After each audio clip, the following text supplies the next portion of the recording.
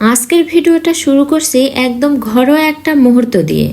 উষামণি পাশে বসে মন দিয়ে কাপড় গোছাচ্ছে। আমি কাপড় গোছাচ্ছিলাম, তো আমার কাপড় গোছানো দেখে উষামণি বলল যে আম্মু আমিও কাপড় গুছিয়ে দিই। তে বললাম ঠিক আছে দাও। তো আমার সাথে সাথে আমার উষামণিও কাপড় গোছাচ্ছিল, আর আমি কোলে নিয়ে বসে আছি আমার ছোট্ট ইয়ামিনকে, আমার ছোট্ট সোনা বাবাটাকে। একটু আগেই কান্না করছিল, তাই কাজের মাঝেই ওকে কোলে নিয়ে আদর করছিলাম। মাথায় হাত বুলিয়ে একটু গুনগুন করে গান ধরতেই ওর মুখে ফুটে উঠল একটা মিষ্টি হাসি। সেই হাসিটুকু যেন সারা দিনের শান্তি। আসসালামু আলাইকুম everyone, welcome to my page Nazmun Nahar BP blog. আমার উষা মা দেখেন তার কত বুদ্ধি হয়েছে, একটু একটু করে আমার মেয়েটা বড় হয়ে যাচ্ছে। মাশাল্লাহ, সবাই মাশাল্লাহ বলবেন। আমার মেয়েটা দেখুন কত সুন্দর করে তার ভাইয়ার কাঁথা ভাঁজ করতেছে। তারপরে এই যে ছেলের কান্না থামিয়ে ছেলেকে আদর করে রেখে তারপর করলাম কি একটু স্পেশাল রান্না।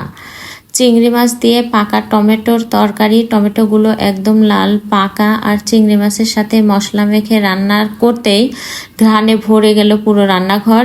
দুপুরে ভাত, পাতলা ডাল, পাট শাক ভাজি আর চিংড়ি টমেটোর মজাদার কম্বিনেশন। খাওয়ার সময় মনে হচ্ছিল ঘরের স্বাদ আর মায়া একসাথে প্লেটেই যেন চলে এসেছে। আজকে প্রথমে শুরু করছিলাম পাতলা ডাল আর পাট শাক ভাজি দিয়ে। পাতলা ডাল আমাদের বাসার প্রায়ই হয়, খেতে যেমন হালকা তেমনি গরম ভাতের সাথে বেশ ভালোই লাগে। আর পাট শাক, আমি তো পাট শাক ভাজি করলেই ছোটবেলার কথা মনে পড়ে যায়, মায়ের হাতের সেই ঝালঝাল ভাজি।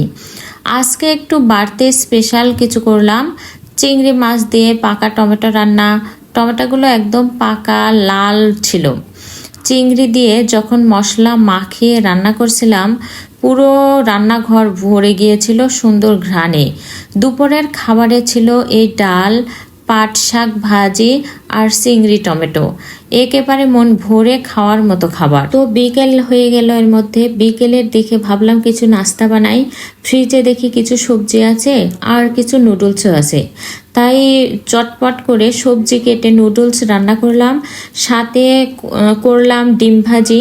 এই ডিমটা ছোট ছোট টুকরো করে ভেজে নিই, বাচ্চারা খেতে খুব পছন্দ করে।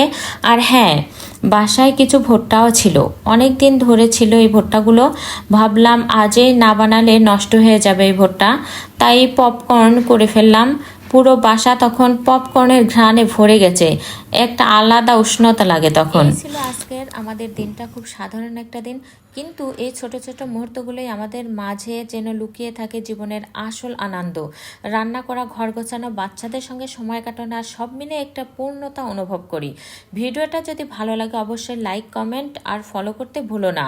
আবার দেখা হবে পরের কোনো ভিডিওতে নতুন গল্প নিয়ে। আল্লাহ হাফেজ।